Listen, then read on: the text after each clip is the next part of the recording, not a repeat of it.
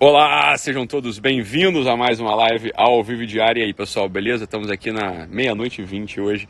Era para eu ter entrado antes, mas eu estava falando com Alan dos Santos aqui, o Alan me ligou, aí ficamos aqui batendo um papo por muito tempo. Então, estava lá o primo dele, o Anderson, então ficamos batendo um papo e acabou que só pude entrar agora. Mas tem gente pra caramba aí, meu Jesus amado. Mas vocês não dormem não, gente. Mas vocês não dormem. Mas que é isso? Mas que é isso? Muito bom, muito bom. Então, na nossa sequência de lives, eu falei que as lives iam ser entre 5 da manhã e 11h59 ou em qualquer horário que eu quiser. Pronto, hoje a gente está no horário que eu quiser. Beleza, estamos aqui 00:20, vai ser uma live curta. Não se preocupem, vocês vão dormir, não tem problema. Olha só a cara de pau do Dari perguntando se isso é hora, mas você tá aí acordado também, né, meu caro? Tá bom, beleza, maravilha. Não temos avisos. Aqui a Luana perguntando se vai ter curso em Campo Grande ano que vem. Não digo, tá bom? Não digo. Mas a gente já tem, as cidades que eu vou dar o curso ano que vem. Vai ser legal. Eu vou falar com vocês daqui a pouco sobre isso aí, tá? Ano que vem vai ter curso pra caramba, né? Porque foi um sucesso esse ano. Quer dizer, o conteúdo muito bom, o conteúdo se consolidando também, mas a procura está muito alta, né? Acabou que ficou muita gente fora esse ano. Então, ano que vem vai ter em Miami também, a Dani Guardini perguntando aí, tá bom? Hoje eu queria falar com vocês sobre um tema, não tem nada a ver com o Zumbi dos Palmares, não. O Zumbi dos Palmares eu já falei no mini podcast, no Guerrilha Cast, lá no Telegram. Então, muita gente ouviu já, muita gente mesmo assistiu. Só foram 6 minutinhos falando um pouco da parte histórica do Zumbi, né? Dos Palmares, e depois eu fiz aquele post lá no Instagram. Vamos ver se o Instagram acha que aquilo ali se tá dentro da política do Instagram, se o Instagram autoriza a gente a falar sobre verdades históricas ou se ele só deixa repostar aquilo que são as mentiras contadas aí, recontadas, né? Então, fica no aguardo aí. Por isso que é importante vocês se inscreverem lá no Telegram, porque eu tava até falando com o Alan isso agora, que a qualquer momento, né, se a gente viola a política de privacidade, não, a política da rede social, a casa é deles, eles podem fazer o que eles quiserem, realmente, a gente não tem nada a fazer. Muito bom. Então, hoje eu queria falar com vocês sobre um assunto, que é um assunto que eu trato de modo mais extenso, e muito extenso, na verdade, e mais sistemático lá no curso presencial, mas é o assunto de uma motivação específica que aparece num certo momento da maturidade do ser humano, que é o seguinte. Então, num certo momento da vida do homem, ele aparece uma seguinte pergunta na cabeça dele, que é a pergunta: retifico ou ratifico? Essa pergunta ela aparece em alguns momentos na vida do sujeito, né? Ela pode aparecer no momento de imaturidade, no momento que tem a ver com a idade da pessoa, né? E isso em regra acontece ali perto dos 30 anos, um pouco antes dos 30 anos. Você pode ver, se você já tem mais de 30 anos, você pode notar que algumas grandes decisões que você toma na sua vida, tanto interiores, mas exteriores mesmo, né? Aconteceu ali perto dos 28 anos. Perto dos 28 anos a vida aparece com um certo peso que relembra um tipo de morte, relembra um tipo de confronto com a morte, um confronto definitivo com o nosso destino último.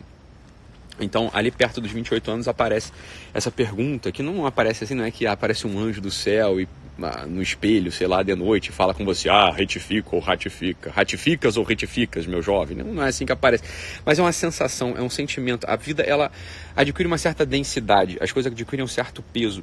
As coisas que a gente começa a fazer ali perto dos 28 anos, elas já não são mais tão triviais quanto antes, e com isso eu não estou querendo dizer que as pessoas que têm menos de 28 anos são pessoas triviais, mas a gente não pode também tapar o sol com a peneira. A gente não pode se enganar e achar que uma jovem de 20, 21, 22 anos tem ainda a densidade da vida. A verdade é que não tem. E é uma delícia, na verdade, conviver com essas pessoas, porque a gente relembra uma certa leveza necessária diante da vida também. Nem tudo é tão dramático, nem tudo é tão definitivo assim. Mas para as pessoas de 28, 18 anos, as coisas elas são mais leves, as pessoas mudam de ideia com mais facilidade, os sonhos ainda são todos abertos, as pessoas ainda têm muitas opções na vida, e é normal que quando a gente vai encaminhando para a maturidade, não necessariamente uma maturidade interior da personalidade, mas uma maturidade da própria vida, da tua própria história biográfica, isso é um pleonasmo, né? Da tua própria história. é normal que você vai chegando perto dos 30 anos, você vai amadurecendo, as opções elas vão de algum modo reduzindo, porque você já viveu, você no fundo, você sabe que certas coisas você pode fazer e tantas outras você não pode fazer, pelo simples motivo de que você já não tem mais tanto tempo, pelo simples motivo de que, bem, algumas oportunidades passaram mesmo. Isso é normal realmente acontecer. Agora, ali perto dos 28 anos aparece essa pergunta, não é uma pergunta, mas a vida aparece com essa forma. A vida, ela aparece com essa forma do retifico ou ratifico. Essa é uma das primeiras grandes crises do homem. Uma das grandes primeiras crises do homem, mulher, quando eu digo homem é o ser humano, né? Porque hoje em dia precisa explicar tudo.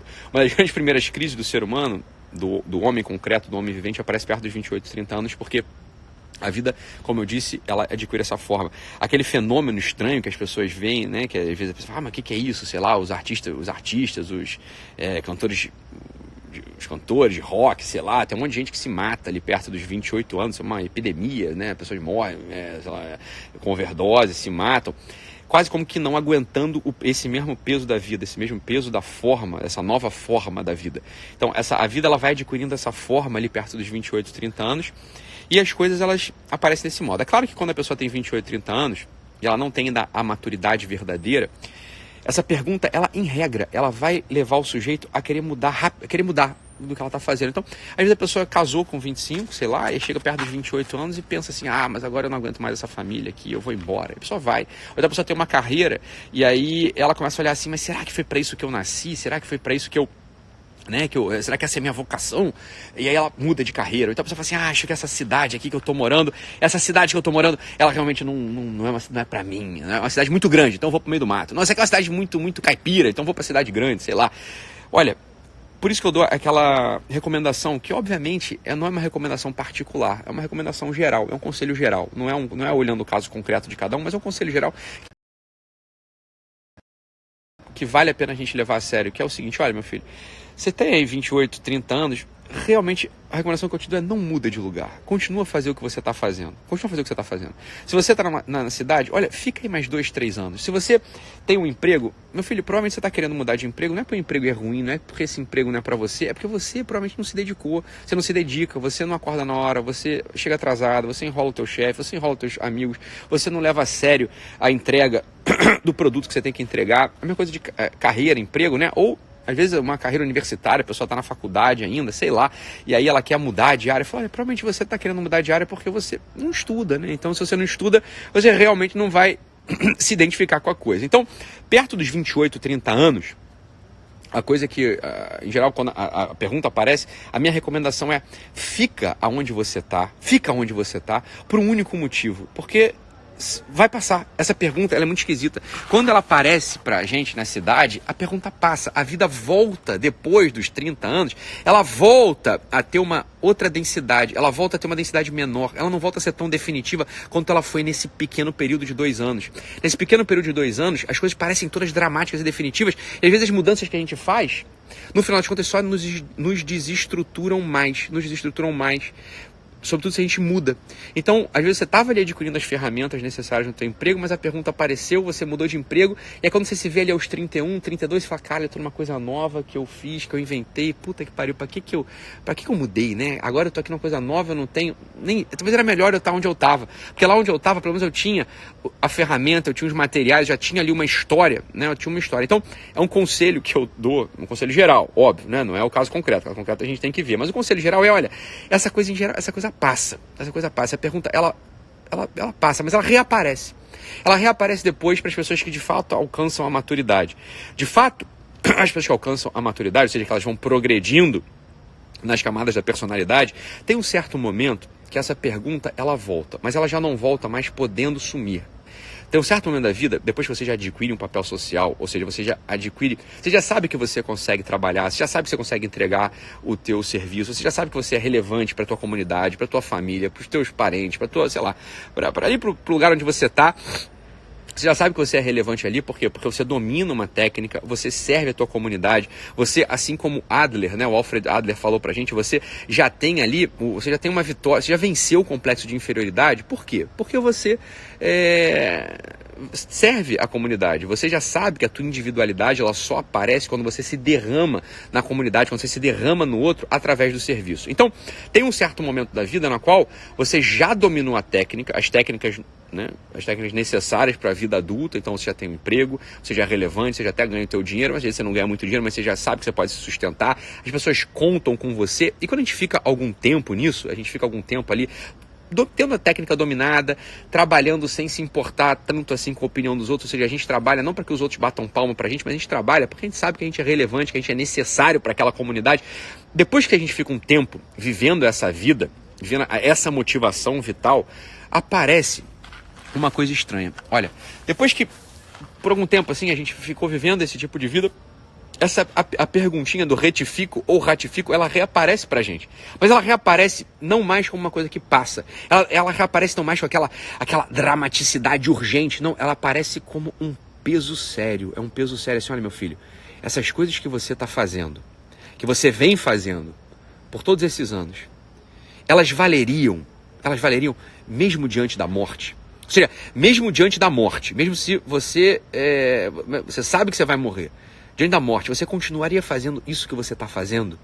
Essa é a pergunta que aparece quando o sujeito ele vai amadurecendo mesmo. Ou seja, o sujeito venceu ali as motivações de quarta camada. O sujeito, a motivação dele já não é mais só ser validado, não é só mais encontrar o sorrisinho dos outros. Não, a motivação dele é servir a comunidade, é servir a um ideal. Bem, depois de um tempo vivendo assim, a vida ela aparece com esse peso, que não é, como eu disse, um peso agitado, né? Não é aquela agitação rápida, dramática, não. É uma coisa mais calma, mais profunda, mais serena, mas totalizante. É uma coisa totalizante. Quer dizer, isso que você faz, meu filho, tem valor diante da morte? Isso que você faz, meu filho, tem valor diante da eternidade? Isso que você faz continuaria valendo,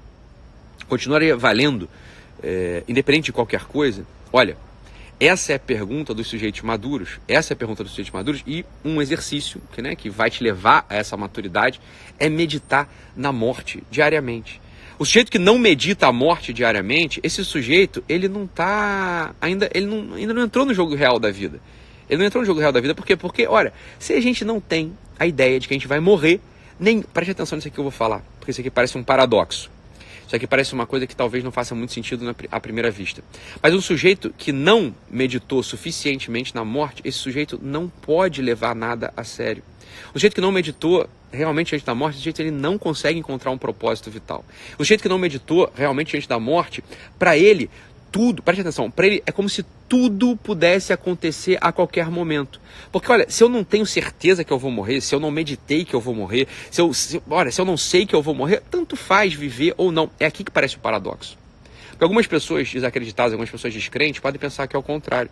O contrário seria, olha, já que eu vou morrer mesmo, tanto faz. Mas isso é uma bobeira. A verdade, é uma bobeira mesmo. A verdade é a seguinte, quando o sujeito medita na morte, aí que aparece a seriedade da vida. Uma pessoa que fala isso assim, mas tanto faz, eu vou morrer mesmo, tanto faz o que eu vou fazer. Essa pessoa ela não parou para meditar na morte um único minuto. Se a pessoa meditar na morte, na própria morte, na sua própria morte, olha, eu vou morrer. A meditação dessa realidade, ela dá para a vida uma densidade, que é a densidade da vida real. Ela instala a gente no arco real das nossas realizações e tudo para a gente, ou seja, cada dia passa a contar. Tem uma frase, tem uma ideia que veio dos americanos, que é o fake it until you make.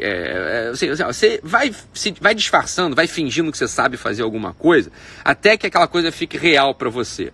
Né? Isso é uma ideia que os americanos passaram pra gente que, bem, ela tem alguma razão de ser, mas ela ainda é muito diminuída, ela é muito amputada.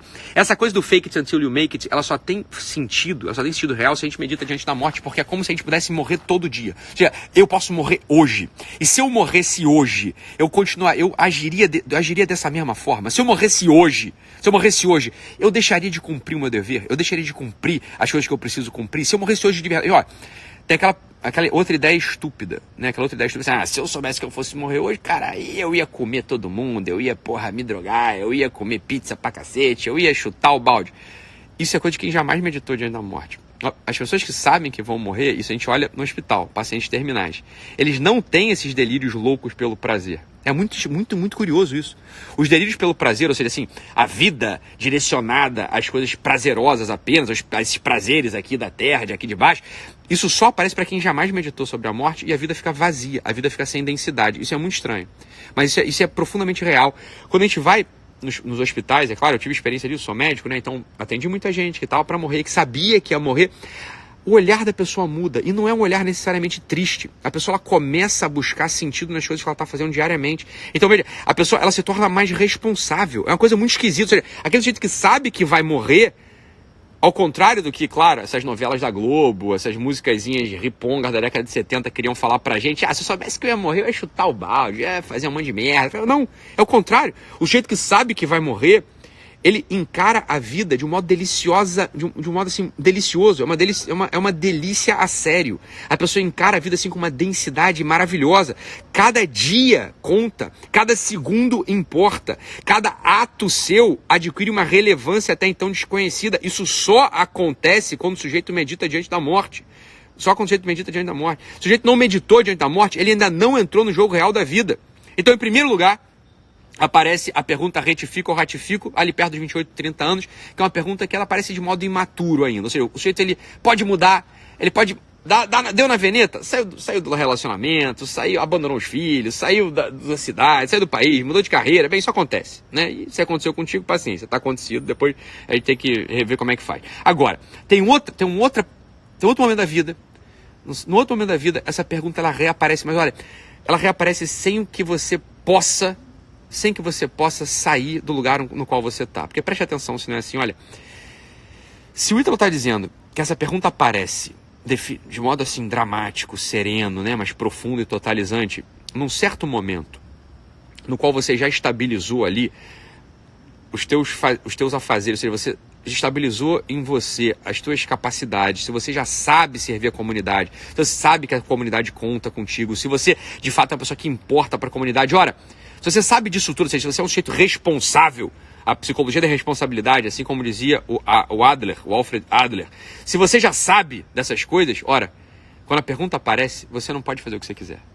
Esse é o grande drama do homem maduro. O grande drama do homem maduro é o seguinte, olha, a pergunta retifica ou ratifica, ela reaparece, mas eu não posso mais mudar de lugar a meu bel prazer, porque eu sei que a minha personalidade conta para aquela comunidade. Eu sei que as coisas que eu ofereço para aquela comunidade, as coisas que eu entrego para aquela comunidade contam para eles. E é por isso que eu não posso mudar de lugar ao meu bel prazer. Eu vou ter que conseguir dar uma resposta. Se a resposta que prevalece a pergunta é, ora, eu preciso retificar, eu preciso mudar. Se a resposta que aparece à pergunta, ela vai nessa direção, temos uma outra crise, uma crise da maturidade real. Ou seja, eu vou precisar, sem sair do lugar, sem deixar de cumprir o meu dever, sem deixar de ser quem eu sou, eu vou precisar de algum modo reinventar a minha vida. Essa é uma das grandes maravilhas da vida do homem maduro. É você precisar reinventar a sua vida sem deixar de ser quem você é, sem mudar de lugar, sem desertar da sua posição, sem abandonar suas obrigações, sem abandonar suas responsabilidades. Isso é uma crise. Isso é uma crise real. Essa é a crise real. Ora, quando as pessoas falam assim, eu quero deixar de ser quarta camada porque é muito sofrimento, você não sabe o que você está falando. Os sofrimentos da quarta camada, eles são sofrimentos que passam com um beijinho, eles são sofrimentos que passam com uma resposta do WhatsApp.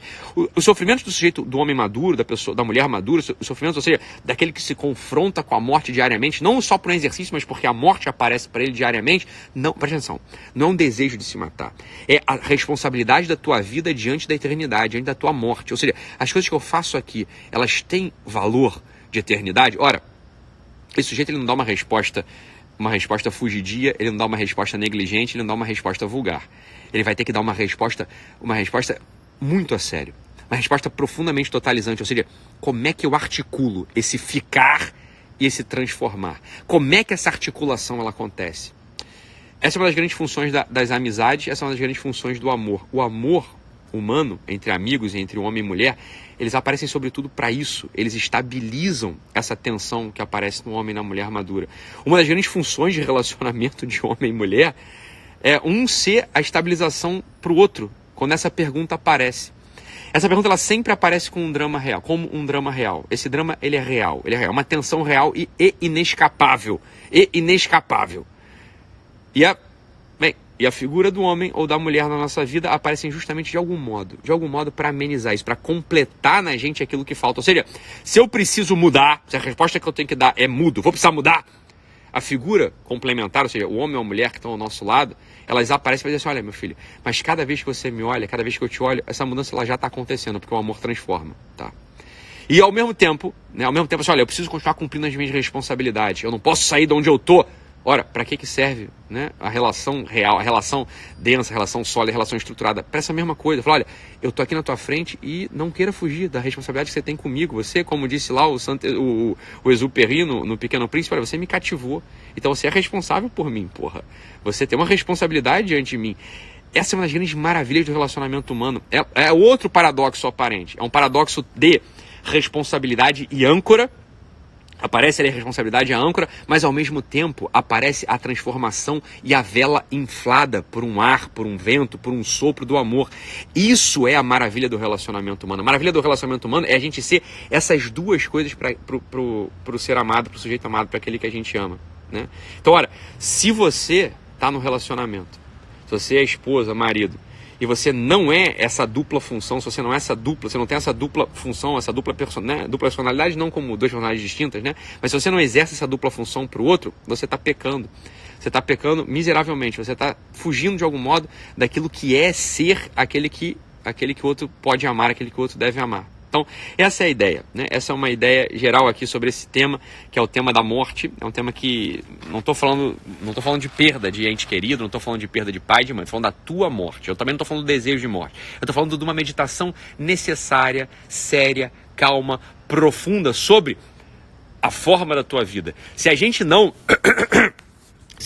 meditou sobre isso a sério, a vida pra gente ainda não tem densidade. A gente ainda não entrou em campo, a gente ainda não é titular, a gente ainda está no banco de reserva, a gente sequer foi convocado. Então, essa é a ideia. Vou deixá-los aqui para que vocês possam dormir. Eu vou terminar de fumar e terminar de caminhar aqui, tá bom? Voltamos a nos ver amanhã. Um abraço, fiquem com Deus e até mais. Tchau, tchau.